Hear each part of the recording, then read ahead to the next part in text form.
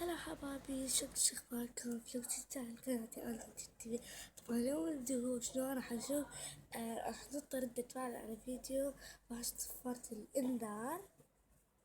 بس هذا الفيديو هسه تسوي الاشتراك في القناة تفعيل حتى يصلك كل فيديو جديد انا انزله. وخلينا نشوفه.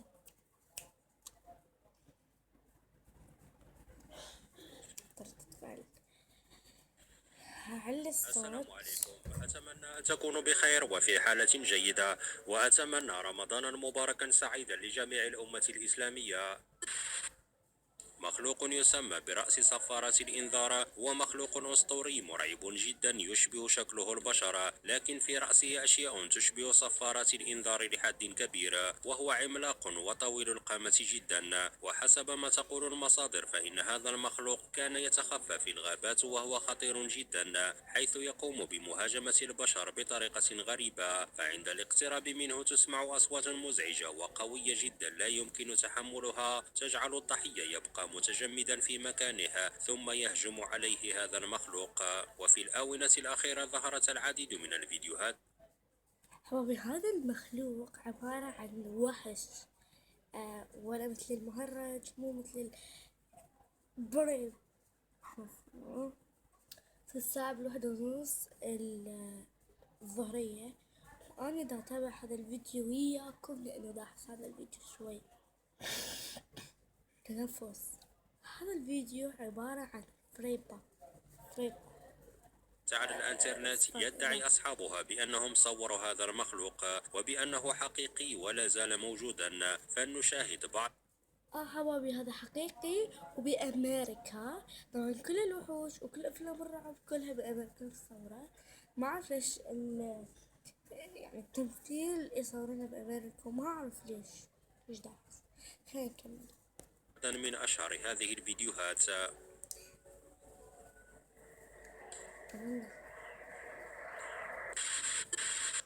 رقم 4.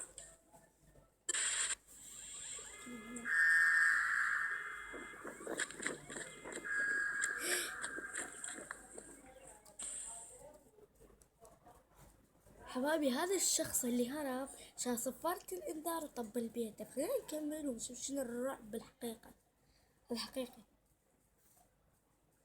خلينا نكمل.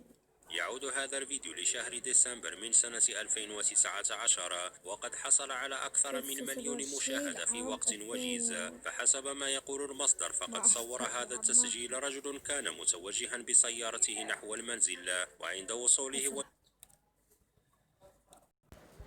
حبايبي، خلينا نكمل. إن أمي صاحتنا على شغلة شغلت وجيت. فهسه خلينا نكمل هذا الفيديو. نزوله من السيارة توجه نحو منزلها، وفجأة سمع صفارات الإنذار الخاصة بسيارتها، وعندما استدار وجد أمامه هذا المخلوق المخيف. فلنشاهد التسجيل. هاي الإضاءة أنا جبتها، هي هيك شكلها. ارفعها دائما يعني هيك أحسن، صح؟ شلون؟ يعني دا لاحظ إنه شي غلط. ثم راح هرب تجي للمنزل فلوس. لكي يختبئ من هذا المخلوق، لكن ما حصل له بعد ذلك كان مرعبا لحد كبير. فلنشاهد التسجيل. أنا أخاف. لا.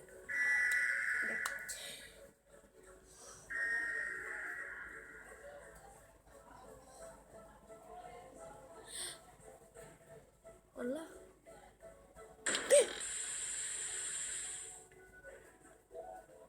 يخوف. قلبي كانت هيك. فكما شاهدتم فلقد ظهرت يد ضخمة ومخيفة هاجمت الرجل، وفجأة انقطع التصوير ولم يتم ذكر ماذا حصل لهذا الرجل بعد ذلك، هو كما لم يتم إعطاء حبايبي معلومات اكتشفوا إضافية بهالمقطع حول انه هذا هو الفيديو كمش ومصدره، الباب. باستثناء ما اعرف العنوان شلون والذي قيل فيه بأن من هاجم الرجل هو مخلوق رأس صفارة الإنذار.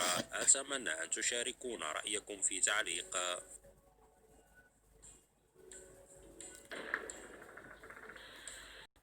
اللي بعدها. يمر بشكل عادي، وبعد فترة قصيرة بدأ يسمع صوت أطفال وهم يصرخون بصوت مرتفع بكلمات غير مفهومة، وقد كان الصوت يأتي من داخل الغابة. بعد ذلك بدأ يسمع صوتا آخر وقد كان غريبا جدا. على أحمد 12.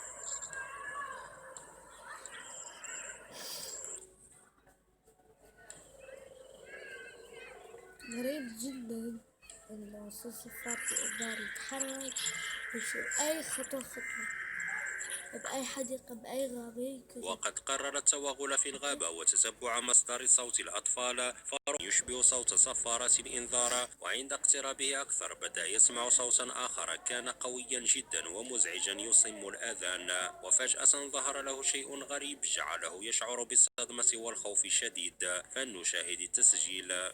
تسجيل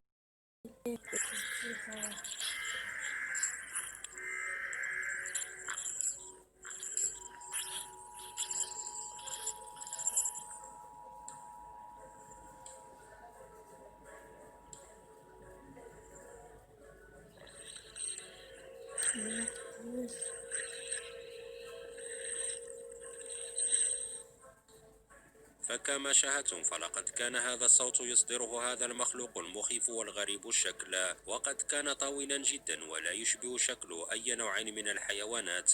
ويقول صاحب الفيديو بأن هذا هو المخلوق الذي يسمى برأس صفارة الإنذار. فما رأيكم؟ رأس خوف. رقم 2. حسن كذا.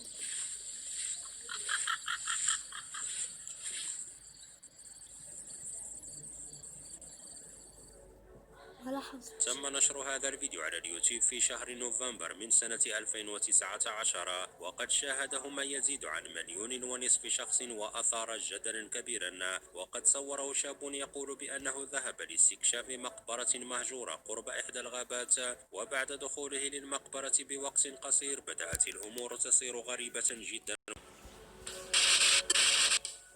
قبل أن نشاهد رقم 1 المرجو الاشتراك على حسابنا في الإنستغرام. يعجبكم هذا النوع من الفيديوهات فلا تنسوا الاشتراك في القناة وتفعيل الجرس ليصلكم الجديد. شكرا لكم. رقم 1.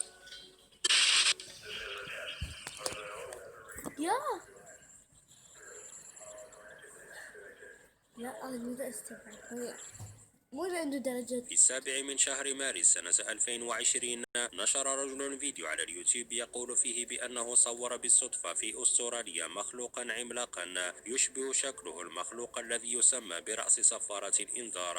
عندما شاهدت هذا التسجيل في الأول اتضح لي بأنه مفبرك وليس حقيقيا، لكن عندما لاحظت بأنه انتشر بسرعة كبيرة على مواقع التواصل الاجتماعي وأغلب التعليقات تصدق ما جاء فيها أردت أن أعرضه لكم. غريبة يعني راح يكون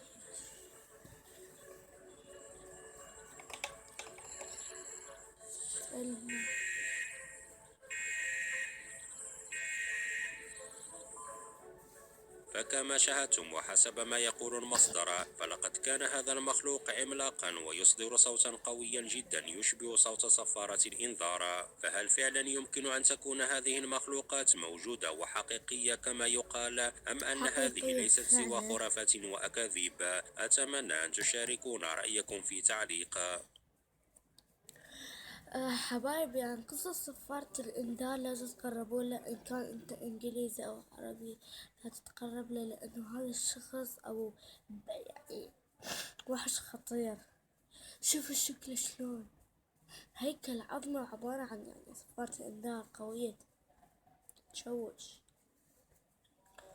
صار لي حلو، فأني أنظر إني أشوف هاي الشغلة، وهم قالوا لي طير ردة فعل على فيديوهات صفارة الإنذار، وهذا الشي أثر على كم مرة، يعني كم إنسان حاول ينتحر بسبب. أكو ناس هواي يخافون منه فانتحروا على مود ينقذون روحهم، بس إنه تنقذ روحك مستحيل. أكو شخصين ماتوا بأمريكا بسبب هذا، لأنه مو أخذه راسه أو صوته أو كذا.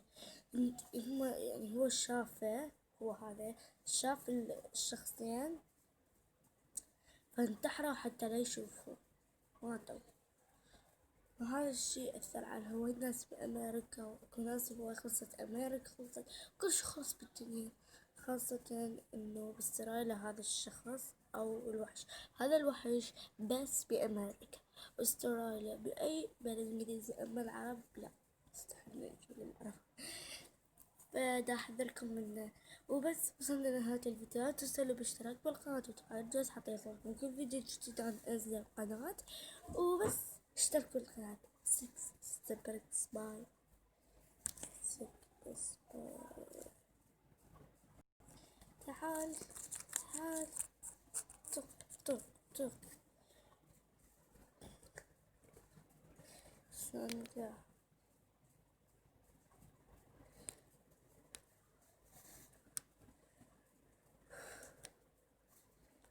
تعال يا شباب يا شباب دلال، تعال تعال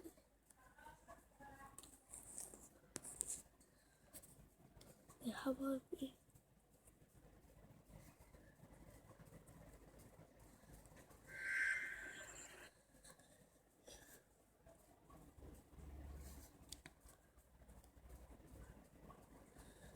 وبس حابة أوصل لنهاية الفيديو، لا تنسوا الاشتراك بالقناة وتفعيل الجرس حتى يوصلكم كل فيديو جديد أنزله. وبس هاي نهاية الفيديو.